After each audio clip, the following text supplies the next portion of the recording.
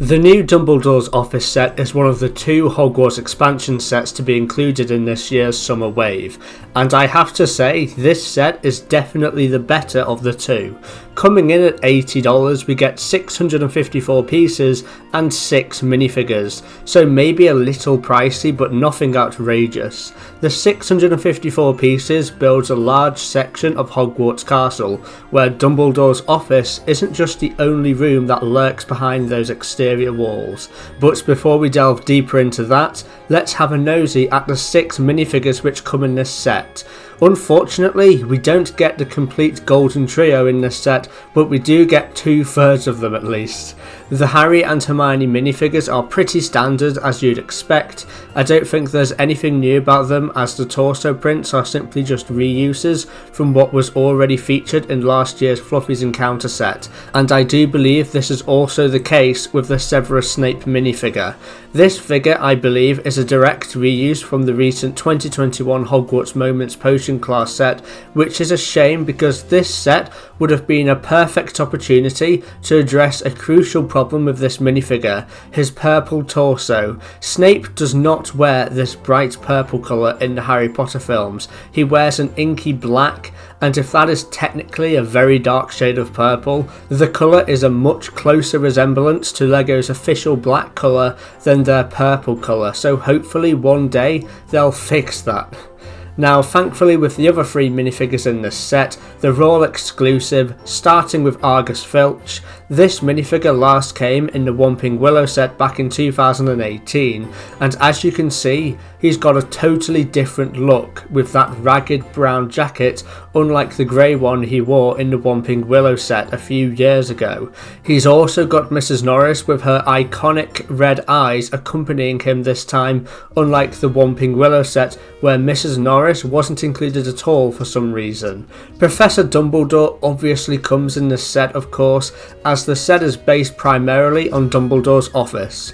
The minifigure is indeed exclusive to this set, and I just want to say, we have gotten so many variants of Albus Dumbledore throughout the years, it's insane, and this one doesn't disappoint with the typical dark red robes which Richard Harris so famously wears in the first 2 Harry Potter movies.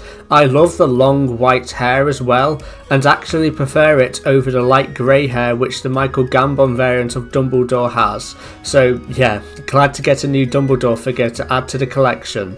And finally, the last minifigure in the set is Madam Pince, who we have never gotten as a LEGO figure before.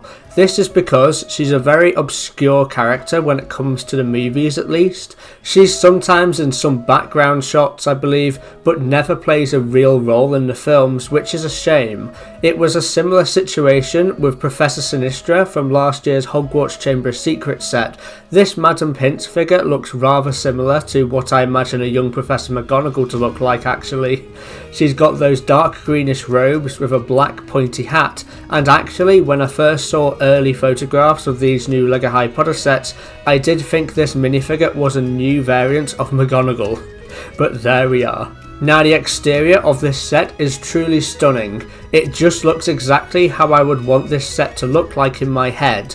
We've got a nice tall tower which gets gradually smaller with each level, topped off with those much loved sand green roof pieces. I also love the golden window panes here that travel down the middle of the structure. It just looks really nice, bright and colourful, and overall a job well done. But now we head onto the inside, and this is where we run into some issues. Firstly, why is the interior so bare bones? In fact, why do both these new summer 2022 Hogwarts expansion sets have bare bones interiors? I don't get it. It's like LEGO have decided to reallocate their spending, which has led to the interiors of some of these sets becoming minimal and stripped out.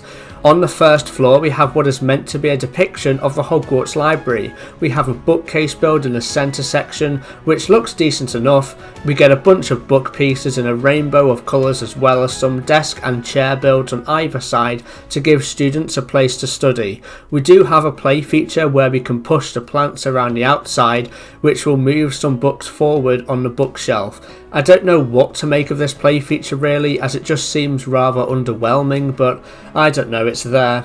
I actually think this ground floor is fine interior wise, but you'll notice that the more we shift upwards, the less attention is made to each interior. For Dumbledore's office itself, we have a Baby Fawkes the Phoenix piece, which automatically makes this set the greatest of all time.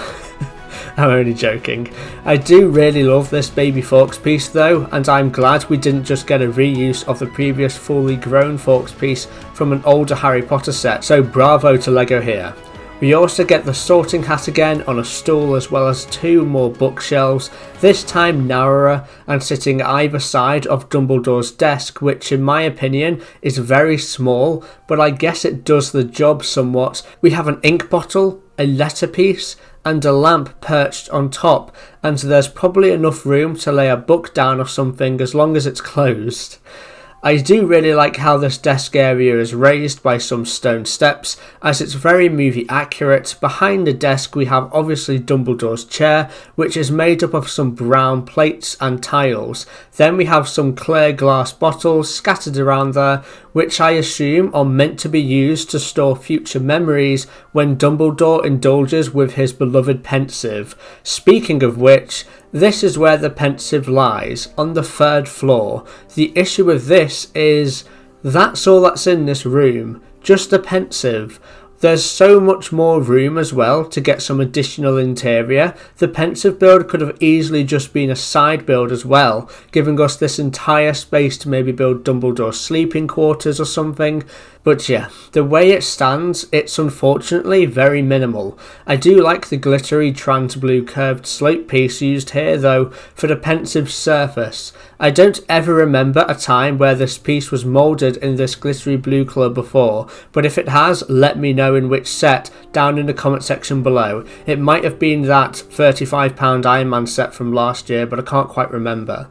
For the top floor we have something even more minimalistic if that's possible, and that's the sword of Gryffindor on a clip piece studded on the floor. Like, come on, is there really nothing else we could have fitted in these upper floors? It's like LEGO just did the bare minimum here to push it over the line. There's another issue with this set too.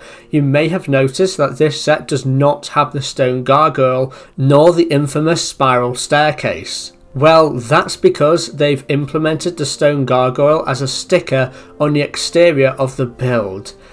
Really? What were LEGO thinking here? First of all, it's a disappointing fact in itself that the stone gargoyle, which is such an iconic part of Dumbledore's office, has been entirely substituted by a singular large sticker, but it's also the fact that this sticker is shown on the exterior of the build and not the interior, essentially making it seem as though Dumbledore's office and living quarters is only accessible from the outside, which is of course not the case at all. In fact, this sticker is located on the exterior walls of the library on the ground floor, meaning that even if LEGO implemented some sort of play feature where this big window pane piece was on a hinge and acted like a door, you'd just be granted access to the school library and not his office, which is just hilarious. I personally think that LEGO really should have increased the price by $10 in exchange for a little more packed interior in the upper 2 floors, and also a small stone gargoyle side build accompanied by the commonly used spiral staircase piece set behind it like we saw in this year's Summer Wave Hogwarts Courtyard Series' rescue set. Overall, this is a decent set in my opinion, that doesn't shy away from a few flaws. I don't think the flaws this set has should deter people off from buying it, as it is a wonderful display piece that comes with a few decent unique minifigures, but unfortunately those flaws does deter this from standing as a great set. So let's get into the ratings. So for the K-Foles or kid fans of LEGO aged under 13, I'm going to give this set a 3 out of 5. There's a fairly decent minifigure count for kids to interact with, and this set's modulability will allow the kids to build their own interpretation of Dumbledore's office, which is always a big positive when it comes to these recent Hogwarts expansion sets. For the T-Foles or teenage fans of LEGO aged 13 to 17,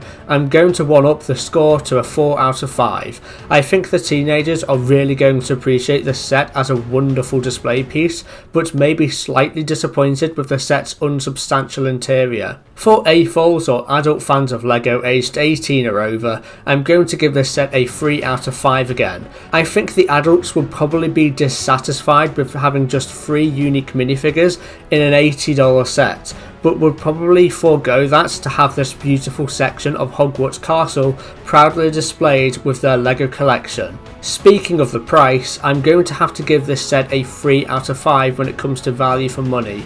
I was going to give this set a 2 out of 5 originally, considering we just get 654 pieces and 3 unique minifigures for $80, but you can't just go off piece count, as that can be misleading.